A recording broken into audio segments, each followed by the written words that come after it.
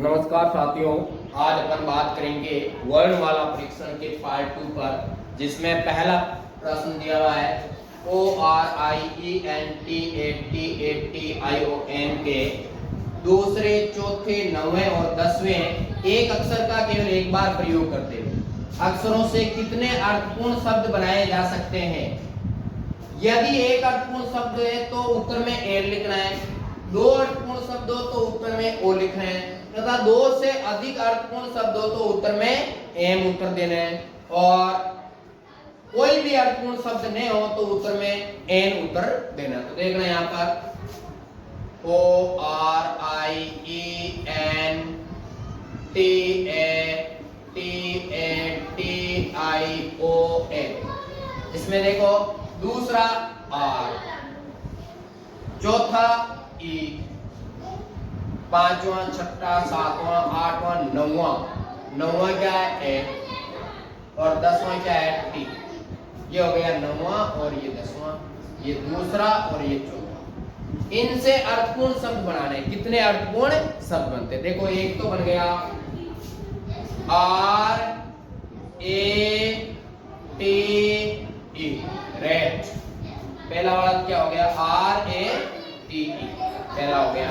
फिर दूसरा देखना TAAR, ये इसका दूसरा हो गया। इसके बाद में देखो और कोई बन रहा है क्या, और कोई अर्थपूर्ण शब्द नहीं बन रहा है। तो कितने अर्थपूर्ण शब्द बन गए, दो अर्थपूर्ण शब्द, दो अर्थपूर्ण शब्द। तो दो अर्थपूर्ण शब्द के लिए उत्तर क्या लिखना है, दो अर्थपूर्ण शब्द आपके प्रश्न में दे रखा है। यदि अगर दो अर्थपूर्ण शब्द हो तो उत्तर में क्या लिखना है ओ। तो अपना उत्तर क्या हो गया ओ, उत्तर क्या हो गया ओ, दैट इज आंसर।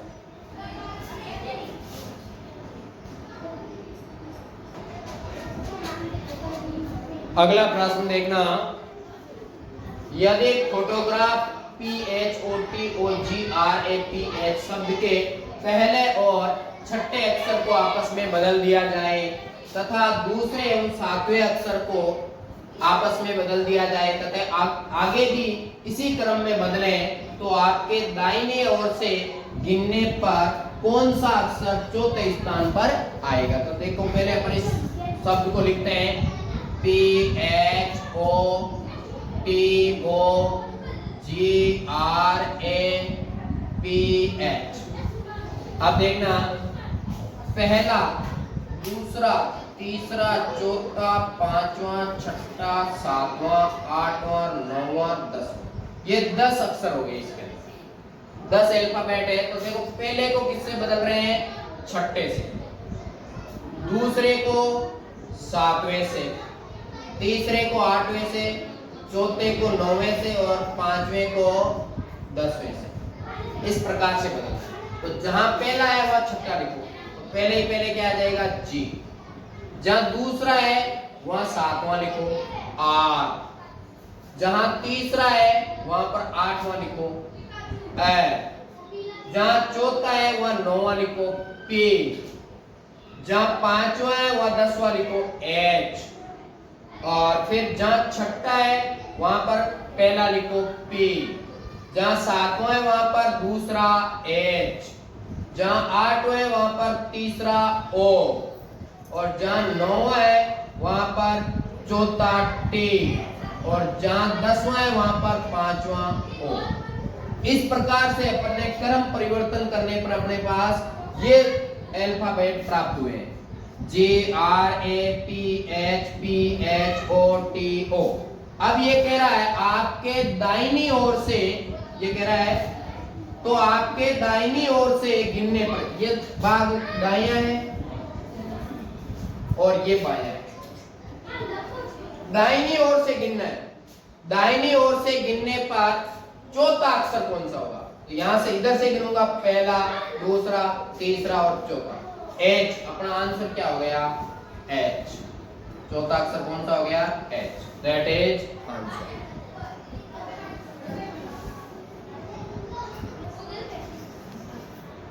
अगला प्रश्न देखना, अंग्रेजी वर्णमाला में बाएं से 11वें अक्षर के बाएं चौथा अक्षर कौन सा होगा?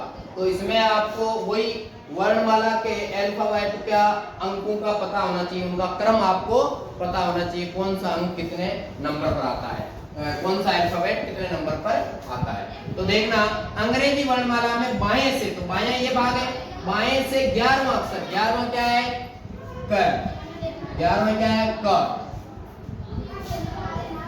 11वें अक्षर के बाएं, वापस यहां से बाएं जाना है, वापस यहां से इधर तो दाया, ये दाया और ये बाया। 11वें अक्षर के बाएं चौथा अक्षर, तो बाएं चौथा देखो के इधर पहला, दूसरा, तीसरा, चौथा, चौथा अक्षर क्या आ गया? जी। तो अपना उत्तर क्या आ जाएगा? जी। That is answer. अंग्रेजी वर्णमाला में दाएं से 16वें अक्षर के दाएं 5वां अक्षर कौन सा होगा?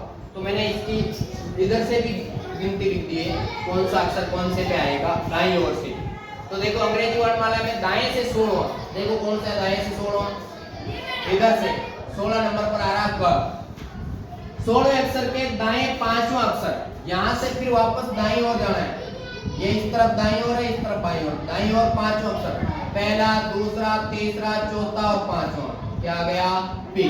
तो अपना उत्तर क्या आ गया? पी। That is answer.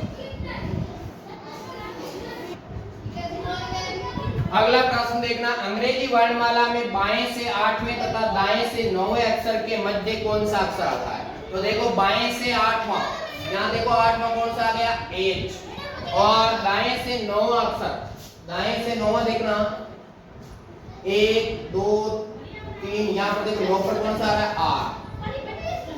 8वां इधर से बाएं से एच और दाएं से 9वां अक्षर कौन सा आ रहा है? आर। इनके मध्य का अक्षर कौन सा है? के मध्य कौन सा अक्षर आता है? देखो इधर यहाँ से बीच में कितने अक्षर है? 1 2 3 4 5 6 7 8 9 है। तो 9 के बीच का अक्षर कौन सा होगा? किसी भी तरफ से 5वां अक्षर, 1 2 3 4 5, कौन सा होगा 5वें नंबर पर? एम। 5वें नंबर पर कौन सा है? एम। तो कहने का मतलब बाएं से 8वां अक्षर एच और दाएं से 9वां अक्षर आर के बीच का अक्षर कौन सा होगा? एम। ये आपका आंसर है। That is answer.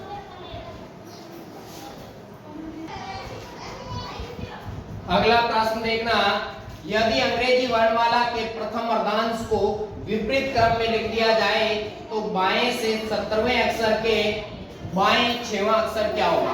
तो देखो अंग्रेजी वर्णमाला के प्रथम अर्धांश को, प्रथम अर्धांश का मतलब आधा, जैसे यहां से लेकर 13 तक प्रथम अर्धांश हो गया, यहां से लेकर 13 तक प्रथम अर्धांश हो, फिर 14 से लेकर 26 तक द्वितीय अर्धांश, अर्धांश का मतलब आधा अंश, आधा अंश आ गया तो 13 तक। इसको विपरीत क्रम में लिखना है, कहने का मतलब इधर से गिनती लिखनी है, सॉरी अल्फाबेट लिखना है। तो एन, फिर एल, के,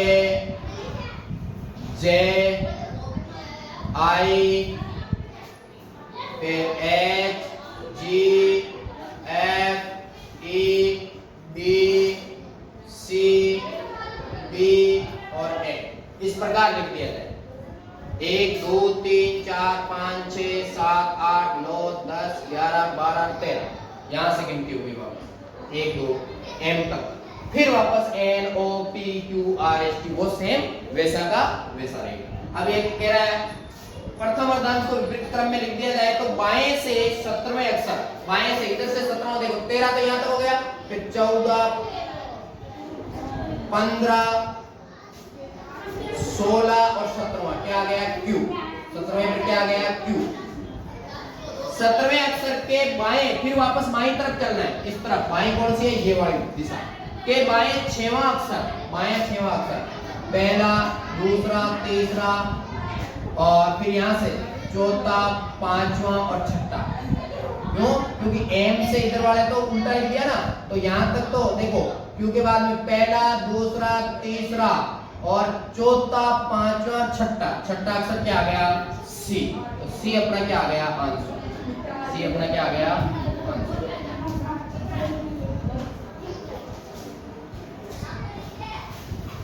अगला क्वेश्चन देखना, निम्नलिखित श्रृंखला में कितने ऐसे ई है जिनके ठीक पहले एम तथा ठीक बाद में एफ हो। तो देखो पहले तो देखो ई कहां पर है, एक तो रहा यहां पर ही, ये रहा है, और कहां पर है ये रहा है, एक ये रहा है, यहां से शुरू करो, 1 2 3 4 5 और 6 ई। लेकिन ये क्या कर रहा है, इसमें और शर्त लगा दी, एस कितने ऐसे ई है जिनके ठीक पहले एम हो। अब देखो इसके पहले क्या एम है तथा ठीक बाद में एफ हो, तो देखो इसके ठीक पहले एम है और ठीक बाद में क्या एफ है, तो एक जोड़ा तो ये हो गया, एक तो ये हो गया। अब दूसरे वाले ई में देखो ठीक पहले एम है क्या, नहीं है, और ठीक बाद में एफ तो है, लेकिन दोनों बातें या दोनों शर्तें लागू नहीं हो रही। फिर अगले में देखो इसमें ठीक पहले तो एफ है लेकिन एम होना चाहिए, ये भी नहीं बैठ रहा है। अगला देखना है कि ठीक पहले एम है बिल्कुल है और ठीक बाद में एफ है बिल्कुल है, तो ये दूसरा बन गया आपके, 2 हो गया। इसमें भी नहीं बैठ रहा है, इसमें ठीक पहले डी है और बाद में एफ है, तो ये भी इसमें शर्त में नहीं बैठ रहा है। और देखो इसी में देखो ठीक पहले एम है लेकिन ठीक बाद में एफ नहीं है, इसका मतलब निम्नलिखित श्रृंखला में कितने ऐसे ये जिनके ठीक पहले एम तथा ठीक बाद में एफ है, तो 2, कितने 2, ये आपका क्या हो जाएगा आंसर।